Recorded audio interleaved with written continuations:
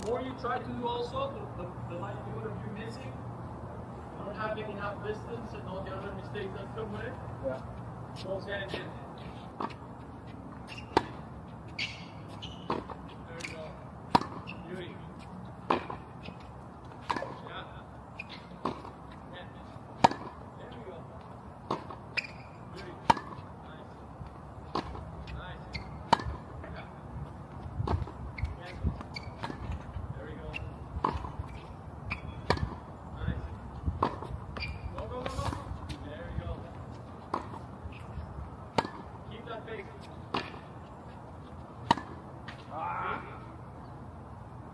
No, it's good. I never wanted to go for more. I just wanted to make them. There you go. Now follow the speed that I'm going to tell you. Okay. Ready? Keep that speed. Keep that speed. Okay. There you go. Keep the speed.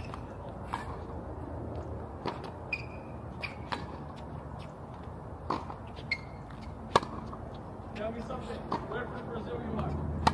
Santa Catarina. Where's that? Like near Florianopolis, south, Okay. near Guga. When did you leave Brazil? 2012.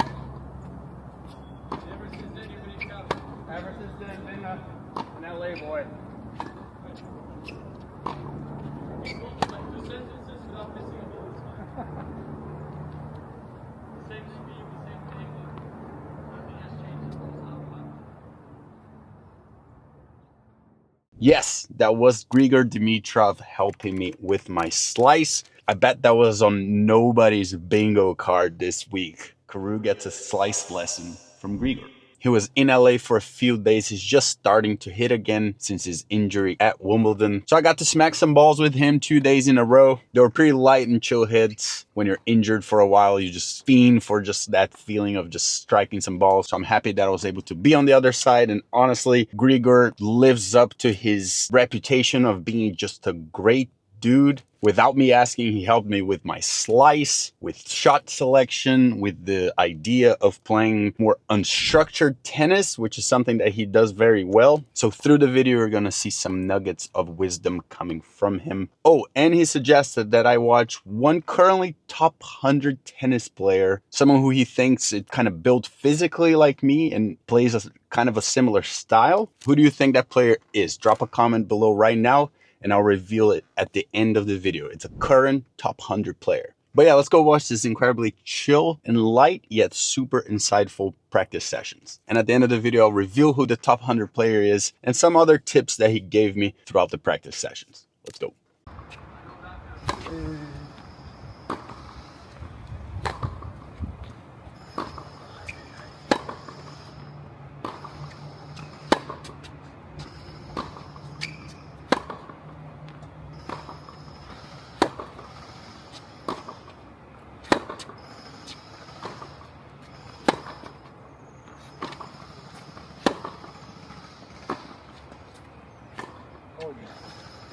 That's a slice right there. Guys are like at every sort of like level, like go play challenge. This fucking guy's fucking No, they've not been watching quite a bit of like different tournaments. yeah. You know, because like you see guys. I mean, I even said to the boys like, you know, okay, I was like, we're watching only like, let's say ATP and all that. I was like, I think we should watch more the other stuff. You're sometimes I talk to Marcus about this. I think you're much better off. You know, if you're playing tour level events, like you'd probably rather play a guy who's ranked higher, but it's like been kind of lazy, than a guy who's just been ripping through challengers and then qualifying. 1,000. And you're like, these guys just know like 20 matches in the past, no. like 1,000 months or so. Who did I know. I quit in like 2018, like or 2019, then basically 5 years off.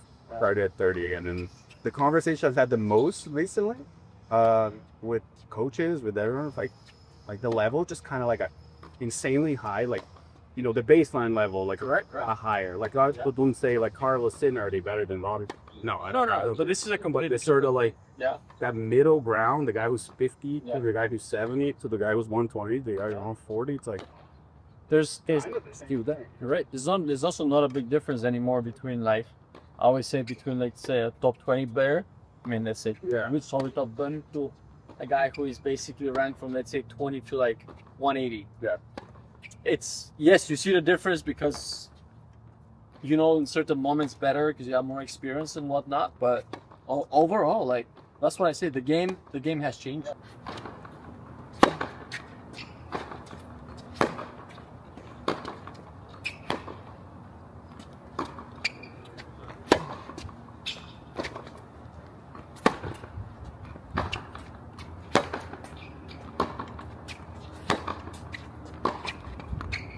Oh, just like.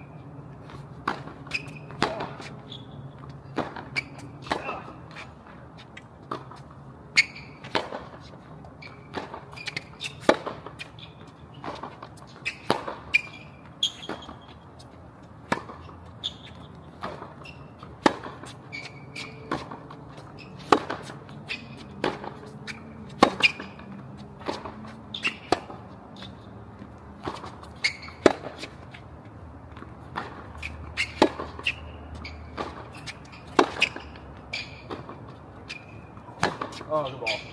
Line? Yeah. Good corner line. And guys, just a quick break here to thank today's video sponsor, Element. I'm pulling up for practice, and one of the essentials that I always bring is Element. It's the only product I use to stay hydrated because it has everything you need and nothing you don't. That means all the salt and no sugar. It has a science-backed electrolyte ratio with 1,000 milligrams of sodium, 200 milligrams of potassium, and 60 milligrams of magnesium. It has none of the junk, no sugar, no coloring, no artificial ingredients, no gluten, no BS. Element is formulated for anyone on a mission to restore health through hydration and is perfectly suited for athletes, folks who are fasting, and those following keto, low carb, whole food, or paleo diets. Element has a huge community of users that includes Olympic athletes, special forces, health experts, business leaders, and everyday health enthusiasts. Personally, Element has helped me a lot when playing in some really hot, humid conditions that happened a lot this year. So it's an absolute essential for my performance. So if you want to try it out, there's a link below. By using the link, you can get a free 8-count sample pack with Element's most popular drink mix flavors. So you can find your favorite flavor or share it with a friend. Use the link below or go to drinkelement.com/mytennishq. That's drinklmnt.com/mytennishq. This is absolutely great stuff. Go check it out. Link in the description.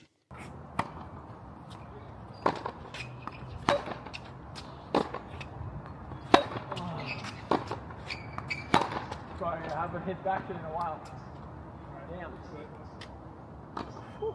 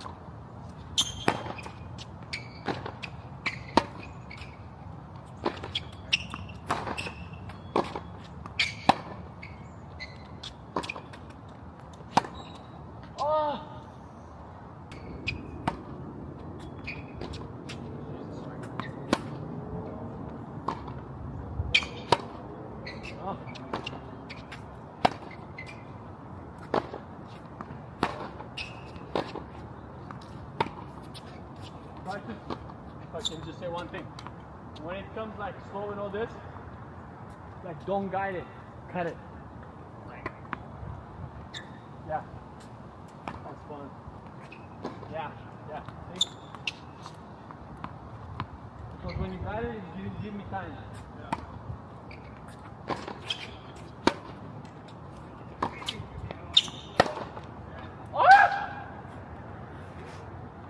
Yeah.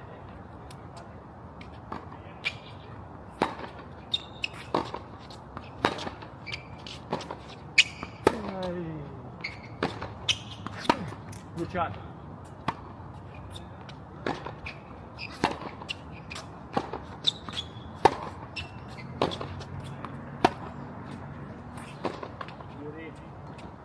This guy used to play Roger Federer. I'm pretty sure he can do it my fight. Yeah. Yeah, I got you. He did okay. But I think he did fine now. He did fine.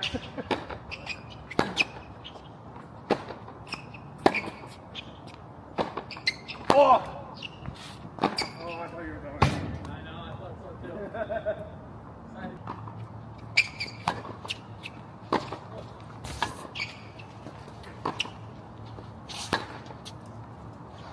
Oh.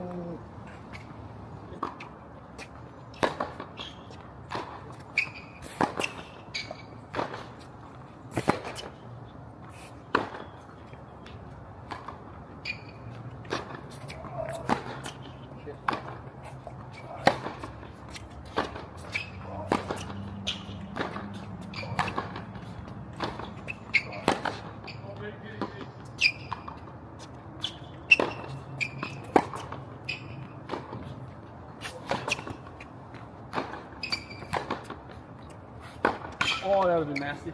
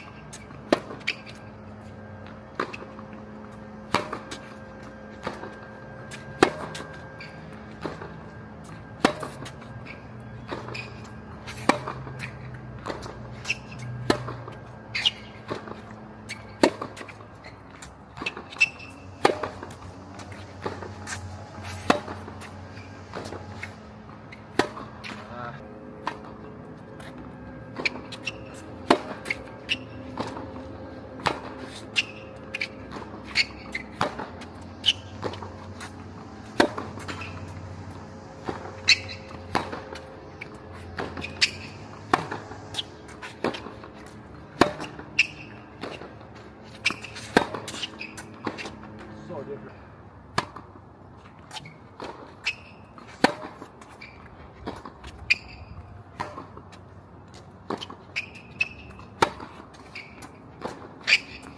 Ah, sorry. Try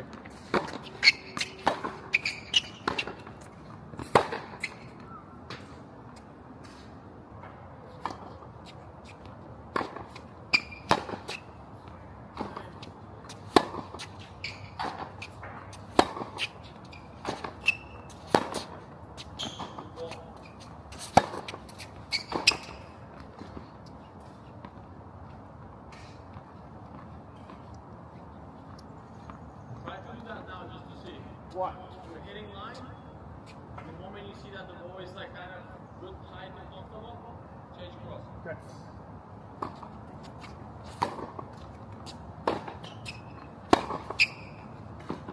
Hey guys, Karue jumping in here. So if you didn't catch it, what Grigor was telling me to do is, as we were hitting just down the line, he's like, whenever you see a good opportunity to go cross court, go cross court. After I did that a couple of times, what he's telling me at the net right now is to try to hit that ball slightly shorter and more angled and take the pace off the ball a little bit more. That way, the player on the other side is going to have to run more to get to that shot, to not worry so much about pace and hitting through the player, but trying to open up the court with more angles and playing slightly shorter versus taking the risk of that deep, deep target. This is something I was even working on with my coach, Chris. So having someone like Grigor reaffirming that that's the correct thing to do is really positive. But the deeper you play, the less angles you can create. It's just basic geometry. So having both, understanding when to utilize each one, playing with a little more depth and pace, and playing maybe with slightly less depth but more spin and angles, makes life on the other side much harder. So when I tell you things here, listen to me, because I learn from the best.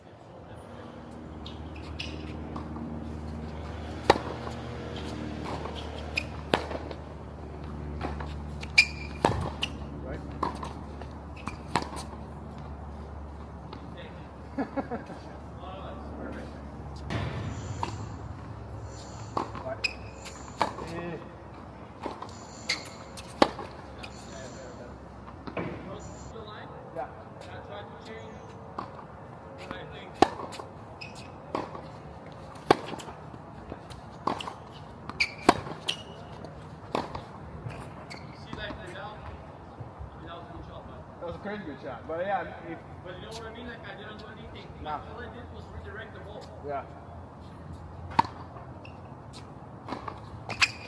Right. Because see if I want to hit, I cannot get the lane out. Yeah. You're not going to go for that kind of a target. That big.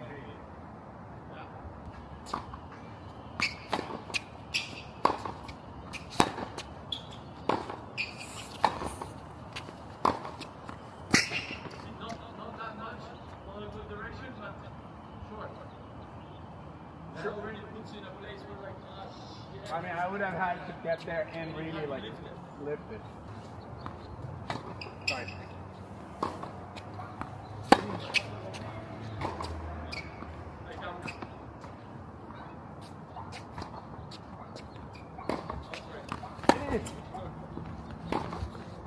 and I give you time to do something. So you see, like when you look at it from those two perspectives, it's very different. And that's what I'm saying for you. If I'm saying if you want to do, let's say, unstructured tennis, it's okay to do it, but go with a higher percentage to play unstructured tennis. If that makes any sense. You know? So it's just that, because you know it's very difficult to, let's say, okay, I go too close one line. Yeah. You know? I can never like. Yeah. My brain is just like, it doesn't work that way. Do you try to play around a lot with like where they're making contact with the ball? Like I'm gonna play low, I'm gonna play higher, I'm gonna play like, is that Like something for myself like or for them? You mean? for like your shot going to them and you're like aware of that? It's like, oh, I Yeah, wanna so depends who I'm playing. yeah. Because you also have to kind of like, you also know, for example, when you lift the ball, like anyone around the forehand area, you know that the ball is going to be hit, regardless of who it is. You know, the ball is going to be hit. So, of course, you try to avoid, but also you have to be the one to take the initiative first as well. So it's like, as I said, it's like kind of a little bit like give and take. Right? Yeah, of course. But Because there's Not- something not to be to said contact about ball. guys who, you know, like even like a Cameron Norrie, I could play so high on one side, so low on one no, but side, you and see you're how he's, playing. like, Cam is like lifting it so high on Yeah. the forehand, and then on the back he goes like super low, so he constantly changes his. Yeah, like just sort of that. Like Rafa was a little bit like that too. Yeah. He's always constantly changing the ball, like deep spin, short spin. You know, like Yeah. constantly doing. his Marcos thing. told me that once. It's like you guys actually out of. Yeah. It's almost. You almost can't tell like how early Rafa takes the ball in a lot of ways, because he plays you like slow and around, like Yeah, to the because back he end. goes out the ball all the time. Yeah, and then you have to sort of get to the back and generate, and Yeah. if you don't put it deep enough, you he's just go. already there. That's what I'm saying. He's Yeah. already in the court with that step, because Yeah. everyone's like he's playing so far back. He does. I'm not saying he's not. Yeah. but he takes it also so early at the same time. Like, He's super quick. look Yannick at the moment. Yeah. That's, for me, it's a clear example. Everybody's thinking like, oh, the guy's, he's so far back. I'm like, he's not. He seems far, but he steps in. Then once he's on the baseline, he sits there. Yeah. And that's it. Like, takes the ball very early. Oh, he's so far back. Like, All right, meeting back here in the truck again. I like to film in the truck now. But yeah, as I said earlier, Grigor, just an absolutely awesome dude. Gave me a bunch of tips. I wasn't even asking for anything. I was just happy to be on court with him. We had a lot of great conversations, not only about tactic and tennis, but just life in general. And obviously, as someone who basically grew up paying attention to his career, because he's only a couple of years older than me. So, when I was a junior, he was the junior. He was the guy. And I got to really follow his career from a really young age up until now. He's a fan favorite. His tennis just speaks for itself. Like people will say, Karue, you look so effortless. No. Look at that guy playing tennis. So I hope he gets healthy fast and gets to play again, because I think people just love to watch his brand of tennis, no matter the results or anything. But back to the intro, which player do you think he suggested I watch a little bit more? This might surprise you, but he said I should watch Dutch player Talon Grigspor. I think because our body style might be a little similar. I think Talon is taller than me, but we're just a little thicker than the normal average tennis player now. They're super slim and tall and lanky. He said because of our build, it's hard to like hit through us, right? Because we're strong. We're kind of strong core, strong sort of like even legs and butt. And I should use that to my advantage in order to not allow maybe players to gain court position on me. So yeah, that was a surprising one. I was even surprised when he said it, Talon Grigspor. So I guess I'm going to watch a little bit more of his tennis. He was just on the Changeover podcast. Maybe I should reach out to him. Do you want to come on the channel, dude? And the last thing Grigor said, a little tip, was you should be coming to the net more. I think he watched me volleying. He liked my volleys. He's like, you should just be trying to get to the net as much as you can. That's something I've been thinking a lot about. Obviously, nowadays, the court's a little bit slower. Players are so fast, and then feels harder to find the right moments to get to the net. But I think that's something that in order for me to level up, it's what I have to do. So, I'm going to listen to someone. I'm going to listen to Grigor Dimitrov, right? But shout out to Grigor for letting me film and being so open and just generous with his knowledge. Thanks for watching. Don't forget to drop a like. It really helps me, and subscribe to the channel, because that's, how I can afford staying on tour and how I can get more and more players on the channel as well. I'll see you guys on the next one.